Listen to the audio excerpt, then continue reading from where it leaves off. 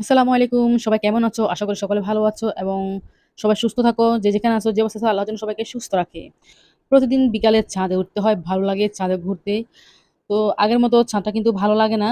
বিগত ২ মাসে ছাদে উঠলে অনেক ভালো লাগতো। যেমন আ আমের মুকুল এসেছিল, তারপরে আম ধরছে, ছোট, ছোট আম ধরছে, তারপরে কাঁচা আম, তারপরে পাকতেছে।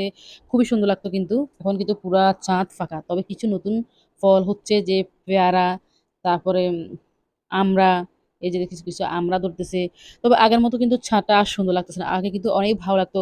অনেক আম ঝুলি থাকতো, কাঁচা পাকা কি যে সুন্দর লাগতো। আগের মতো কিন্তু ছাদটা আর একদম মনে হচ্ছে যে একদম নীরব, নিস্তব্ধ হয়ে গেছে। তবে যে যাই হোক না কেন আমার ফুলগুলো কিন্তু ঠিকই আছে। আমার পছন্দের ফুলগুলা খুব সুন্দরভাবে কিন্তু ফুটে আছে। এদেরকে দেখলেও কিন্তু মনটা একদম ভালো হয়ে যায়।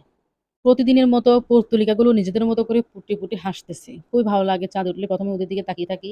কিছুক্ষণ ওদেরকে ধরে আদর করি। এদিকে